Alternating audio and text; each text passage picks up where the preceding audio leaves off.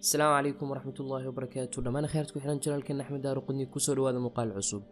ما أنت سؤال شيء نهرت على عياء وما حي ورقد waa shay aad inoogu muhiima kaasoo lagu ilaaliyo taariikhda cilmiga iyo shaqooyinkaba. haddaba halkee ka timid warqadu yaana sameeyay maxayse dadkii hore isticmaali jireen ka hor sameyntii warqadaha. warqada waxaa aasaasay amaba sameeyay dad ka soo jeeda dalka Shiinaha. warqadu ma aysaneen xitaa waxay isticmaalaan dawladuhu, balse wuxuu gaar u ahaa farshaxanka iyo wixii lamida. sameynta warqaduhu ma aysan ahayn wax dadka wada yaqaaneen, balse waxa yaqaanay dad gaara. waxayna kooxdaasi ku bari karaan sida loo sameeyo warqada kadib markii aad ka mid noqotid kooxda oo lama ogolayn in qof walba uu barto. waxayna sidaa u ahayd sir 3 qarni ilaa 4 qarni. xilliyadaas iyo wixii ka horreeyay dadku waxay isticmaali jireen dhagaxa amaba lafaha si ay wax ugu qoraan. sidoo kale waxaa la isticmaali jiray papyrus waxaa alifay reer Masar, waxaana laga isticmaali jiray ilaa dhulkii Mesopotamia. carabtu waxay isticmaali jireen dhagaxa iyo lafaha maxaa yeelay way ku adkeyd inay helaan papyrus. waxayna caleemaha ka samaysteen warqad taasoo u eg papyrus si ay wax ugu qoraan.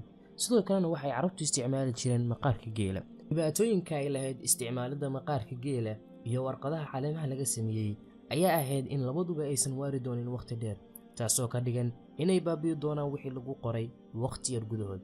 dhibaatada labaad ayaa ah cabirka. waxaa la hayaa maqaaro geel ay ku qoran yihiin quraan, balse uusan qof qaadi karin maxaa yeelay aad ayay u weyn yihiin. dhibaatada saddexaad ayaa ah in maqaarku uusan hayn karin khadab. dadkii hore si way isticmaalaan maqaar mar hore lasoo isticmaalay, waxa ay kaliya oo ay samayn jireen inay dhigaan maqaarka biyo dhexdood kadibna khadu ay baabaado. haddaba goorma ayay muslimiintu bilaabeen isticmaalka warqada? waxaa jira dagaal yar oo dhex maray muslimiinta iyo Chinese-ka sanadii 751 miilaadiga bilowgii boqortooyadii Cabbaasiyiinta. dagaalkan ayaa dagaal xitaa aan lagu sheegin buugaagta taariikhda, balse dagaalkan waxa ay bedeshay nolosha bani aadamka oo dhan. dagaalkan waxa lagu magacaabaa Dalcas, waxayna ka dhacday wadanka xilligan loo yaqaan Kyrgyzstan, xuduudda la leh China iyo Kazakhstan. dagaalkan gudihiisa waxay muslimiintu qabsadeen dhul ka mid ah dawladdii lagu magacaabi jiray Han, waxayna ka qabsadeen maxaabiis badan. waxaa la ogaaday in 2 ka mid ah maxaabiistii la soo qabtay ay yaqaaneen sida loo sameeyo warqada. muslimiintu way arkeen warqada maxaa yeelay waxaa laga isticmaali jiray dalkii Shiinaha. maadaama ay heleen 2 nin oo taqaana sida loo sameeyo warqada, waxay raacsheen ciidamo gaara waxayna u direen xaggaasi khaliifkii Cabbaasiyiinta Al-Mansuur oo ku sugnaa Baghdad.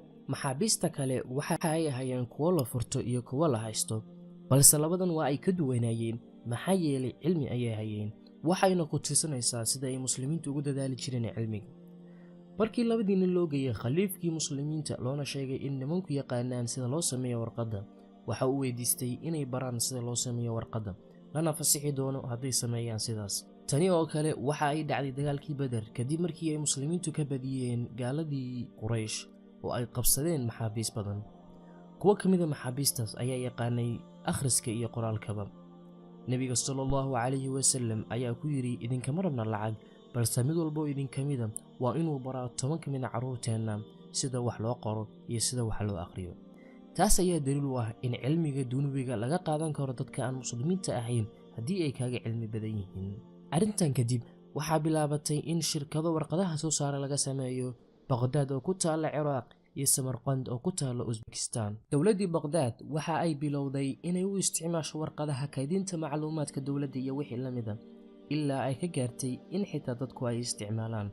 muslimiintu marka ay jeenaha ka dhaxleen cilmiga sameynta warqadaha halkii kuma aysan joojin. waxaa yimid dhib ah markii la bilaabay in warqadaha buugaag laga sameeyo. waxaa loo baahday qaabkii la isugu dhajin lahaa.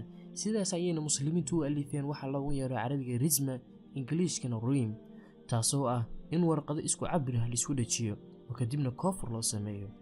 buugaagtan xilligan aragtaan qaabka loo sameeyay waxaa alifay muslimiinta. cilmigu waa u muhiim dad marka ay rabaan inay ka sarreeyaan dadka kale. sababta ay muslimiintu awood u yeesheen ayaa ahayd cabsi Alle iyo cilmiga oo ay dalbeen. markii ay liiteenna sababtu waxay ahayd in la joojiyo taageerida dadkii cilmiga waday amaba barashadii cilmiga, taasoo naga dhigtay dad aan waxba garanayn oo dadka kale hoos dhigta gacanta. haddii la rabo in sidii hore lagu laabto, waa in allah laga cabsado, sidoo kalena la barto cilmiga, mid diin iyo mid adduunba. dad walba waxa ay leeyihiin xilli ay ku jiraan iftiin iyo xilli ay ku jiraan mugdi, taasoo ka dhigan iftiinka cilmi, mugdigana cilmi la'aan. haddaba haddaan tusaale u soo qaadanno muslimiinta iyo reer Yurub. muslimiintu nebiga ka bacdi waxa ay bilaabeen inay wax bartaan. reer Yurubna waxa ay ku sugnaayeen mugdi, waxayna sugi jireen muslimiinta in ay dadkooda wax u baraan.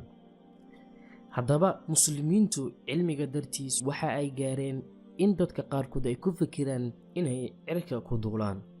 haddaba maxaa keenay muslimiinta inay xilligan mugdi ku jiraan, gaalada ama reer Yurubna ay ku jiraan xilligoodii iftiinka?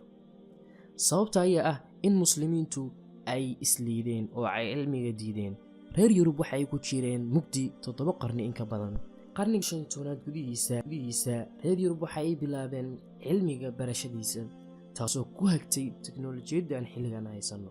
muslimiintu xilligaas waxa ay bilaabeen inay mugdiga ku laabtaan, taasoo sababtay in reer Yurub ay soo saaraan tiknoolajiyadda, muslimiintuna ay lacagta soo dhiibaan. waxaan filayaa inaad fahantay waxaan ka hadlayo. inta ku kulmi doono mawduucan lamida, waxay idinkaga tegay. asalaamu calaykum waraxmatullaahi wabarakaatuh.